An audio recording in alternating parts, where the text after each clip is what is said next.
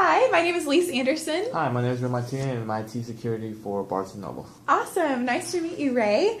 I just want to let you know that I am team lead for research and development at Barnes & Noble, and I'm currently gathering information on the current status of employees and what you see about customers in Barnes & Noble's situation. We're looking to improve our current status, so I really appreciate you for taking time out of your day to be here.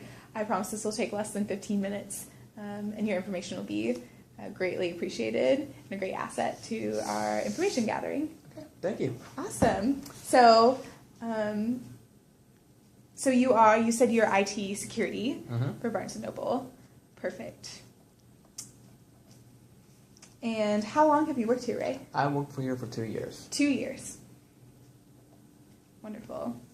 What keeps you coming back to Barnes & Noble each year? It was my first job here in IT security, so I enjoyed it a lot. And I got to work within the stores, of course, making sure their servers and all their online books and stuff, and each of the stores were running fairly and secure. The reason why I like coming back is just the friendly atmosphere overall. The community is it feels like a family, and I love it. I enjoy every moment of it.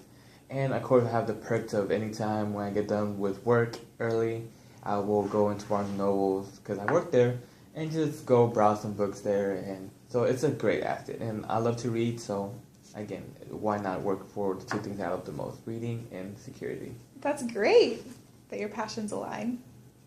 That's awesome.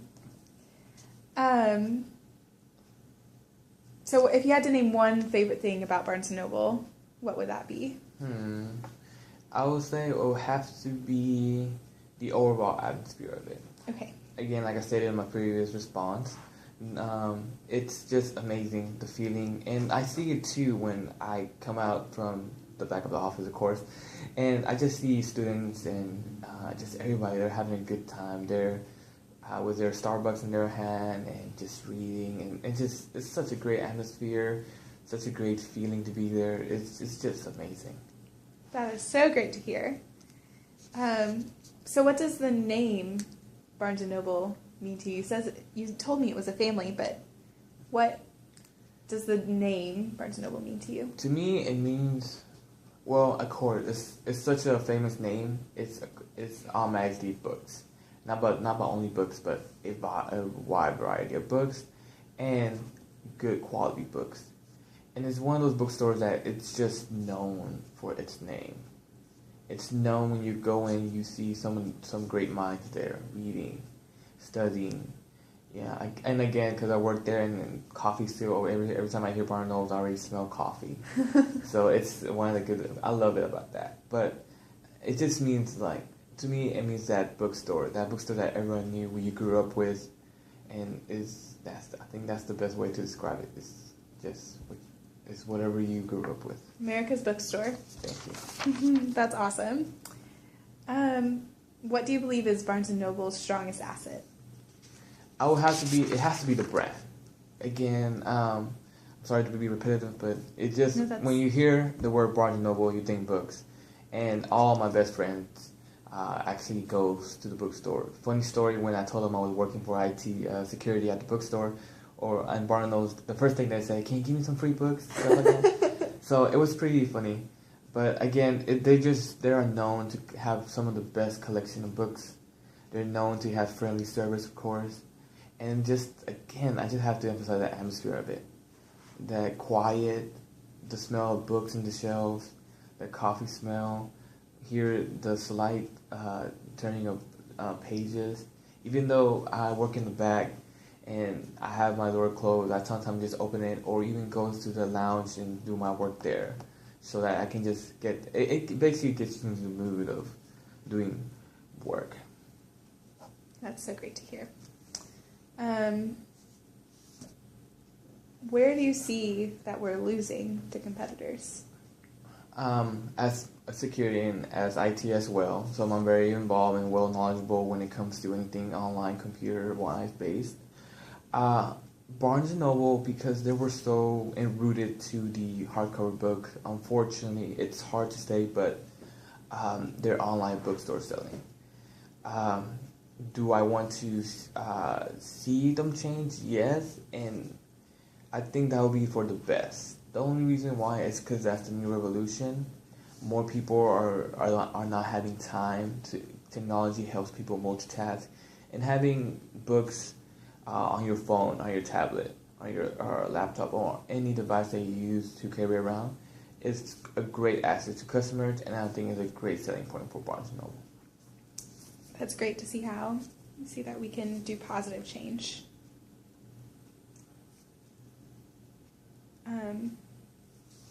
So yes, that leads into my next question. Like you said, there is the debate over physical bookstores and online bookstores. What do you wish that Barnes & Noble would do regarding hard copy books versus electronic readers? Mm-hmm. I will have to say to keep both of them. Okay. Now, I know Barnes & Noble has to choose, but I believe that both are complementing goods for each other. For example, one of my ideas, from the top of my head, is that you could, in a way, sell hardcover books for a little bit of a higher price and include a free ebook with it. This will give the customers the ability to have a hardcover book to experience that experience of turning pages. And at the same time, if they don't have their books at the moment and they really want to do a little quick read, they can just turn on their mobile and see. As in for the stores, I think we provide free Wi-Fi, and then you can browse anything on the online on the browse shelves. And I think a lot of people don't know about that. Because I always like introducing new people to what we can really do involving IT. And of course, because of security, I'm in charge of making sure that our Wi-Fi is secured and and is running in full operation. But that's some of the ideas that I would think. Very neat. So to clarify, on the latter end, being able to browse pages of the books online when you're connected to Barnes & Noble Wi-Fi. That would be a neat asset. That would be awesome. So if Barnes & Noble transitions to accommodating these things, where do you see yourself contributing in this new revolution? Well, again, I've been working for 2 years, so I have some inside knowledge of how operation works and stuff. I think I can play a huge part in developing a program in order to make that all happen easier and cost effective.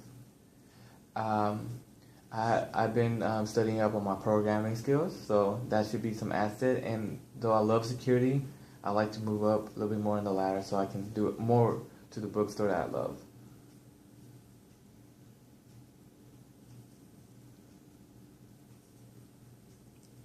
Wonderful.